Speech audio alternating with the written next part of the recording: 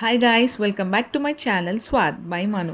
చాలా రోజుల తర్వాత నేను ఒక వీడియో అప్లోడ్ చేస్తున్నాను. కొంచెం టైం కుదరలేదు కాబట్టి ఈ వీడియోస్ అండ్ షార్ట్స్ పెట్టట్లేదు.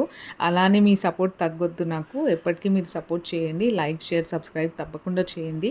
అయితే ఈరోజైతే మా హస్బెండ్ కొంచెం ఆఫీస్లో వర్క్ ఉంది. ఒక 1 అవర్ వర్క్ వెళ్ళొద్దాం రమ్మని చెప్పి తీసుకెళ్ళాడు.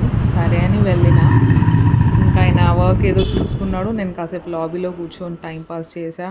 మళ్ళీ లంచ్ చేసేసుకొని పక్కనే ఉంది కదా టెంపుల్, మినీ తిరుపతి టెంపుల్ అని చెప్పి వెళ్దామన్నారు మా హస్బెండ్. సరే వెళ్దామని వచ్చేసాము. ఇదంతా అన్‌ప్లాన్డ్‌గా మంచిగా, చాలా మంచిగా దర్శనం అయింది.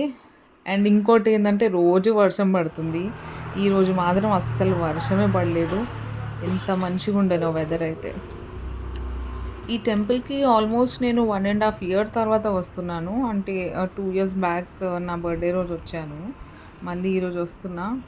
అసలు ఎంత నచ్చిందో టెంపుల్ అయితే. చాలా బాగుంది. ఆ రోజు వచ్చినప్పుడైతే చాలా రష్ ఉండే. కానీ ఈరోజు అస్సలు రష్షే లేరు. కనీసం 10-15 మెంబర్స్ కూడా లేరు భక్తులు. చాలా ఫ్రీగా దర్శనం అయితే మంచిగా అయిపోయింది. ఇక్కడ చూడొచ్చు, అసలు భక్తులు కూడా ఎవ్వరు లేరు. పక్కనే ఉన్న గోదాదేవి అమ్మవారి దర్శనం కూడా చేసుకున్నాము. అసలు ఎంత ప్రశాంతంగా అనిపించిందో ఈ టెంపుల్ చాలా రోజుల తర్వాత. మీలో ఎంతమంది కూడా ఈ టెంపుల్కి వెళ్ళారో కింద కమెంట్ చేయండి. ఇక్కడ ప్రసాదం పెట్టారు. అయితే యాక్చువల్గా ఆఫ్టర్నూన్ టైంలో కరెక్ట్గా వస్తే మనకి అన్నదానం కూడా ఉంటుందండి. సో కంపల్సరీ చాలా బాగుంటుంది. లాస్ట్ టైం నేను తిన్నా, చాలా బాగుండే.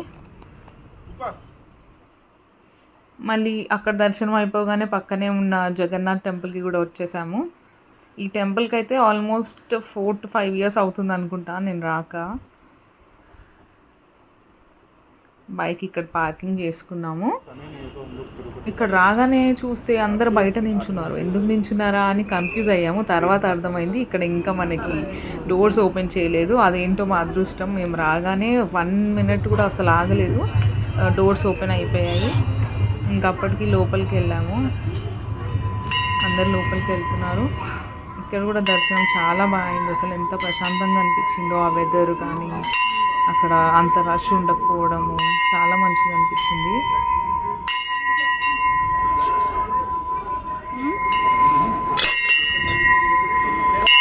ముందుగా మనకి ఇక్కడ ఉన్న శివుణ్ణి దర్శనం చేసుకున్నాము. తర్వాత మళ్ళీ చుట్టుగా ఉన్న దేవుళ్ళను కూడా దర్శనం చేసుకున్నాము.